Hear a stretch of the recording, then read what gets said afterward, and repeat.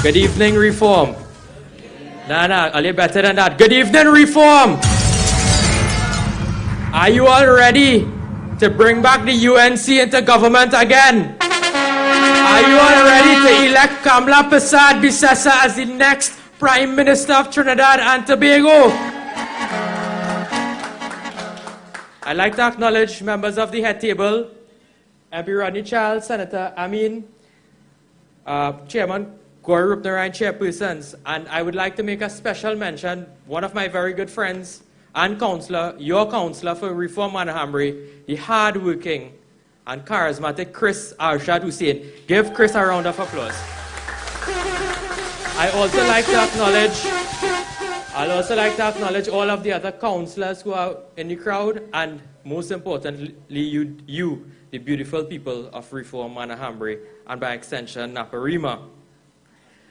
And before I came onto the podium, a video was shown on the screen with something called Emailgate.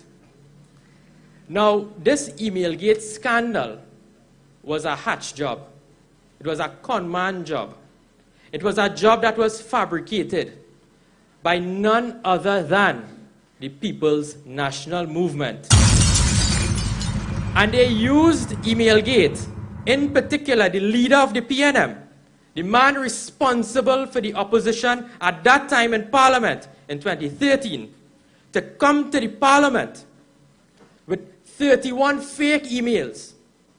31 fake emails, alleging that a sitting Prime Minister, Kamla Persad-Bissessar, and senior members of her cabinet conspired to murder a journalist.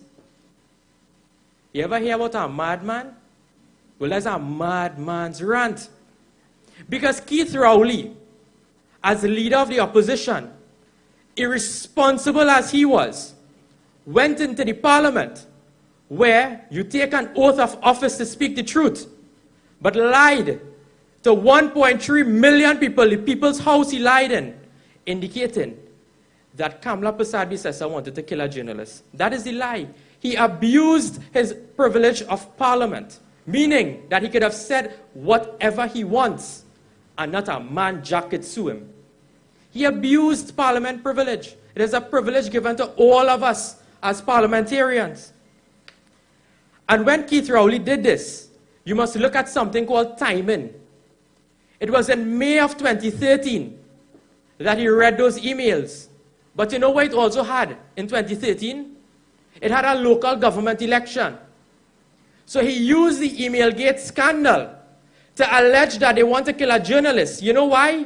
Because the media and journalists in this country, they hold a government account.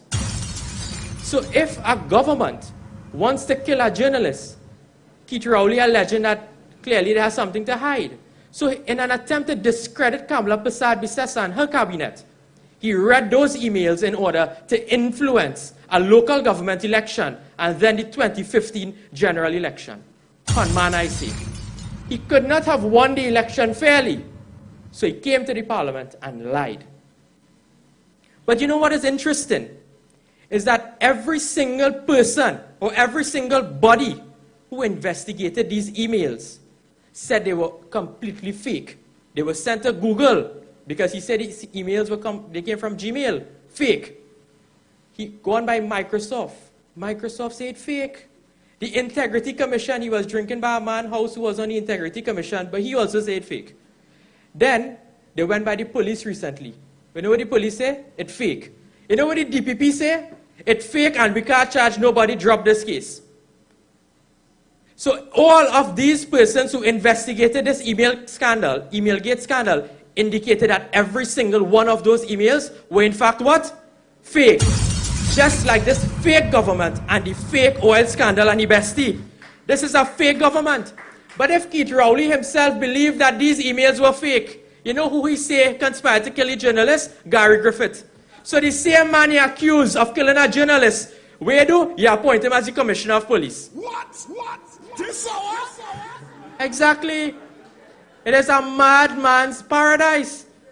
The PNM feels as though people in this country have no sense, but the only senseless people is sitting in his cabinet.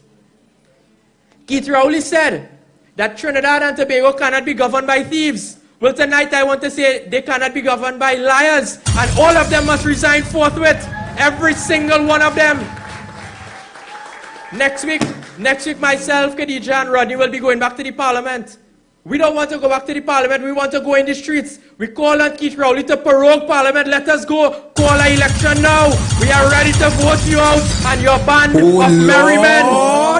That is what we are willing to do. But tomorrow is a very significant day in the history of our country. Tomorrow marks 57 years of independence. It is 57 years since the birth of our democracy.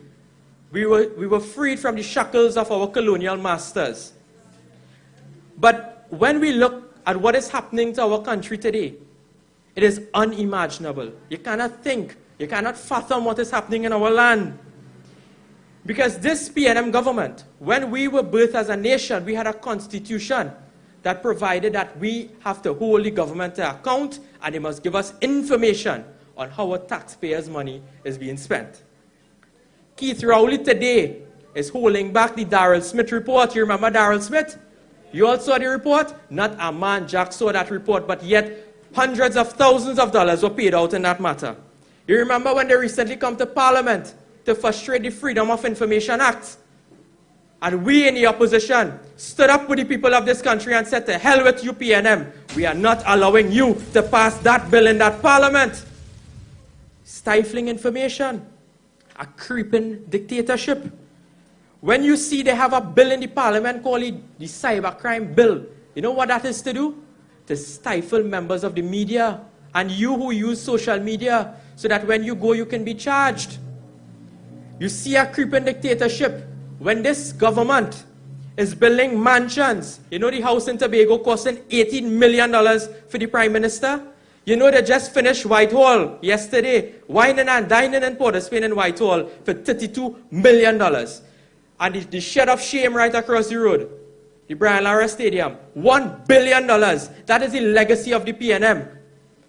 When you have hospitals in this country are closed and health centers are closed, and right here you have children suffering in this compound, the reform school. When there's a reform school built already, but the PNM refused to open it. It is political victimization and political spite on the part of this government.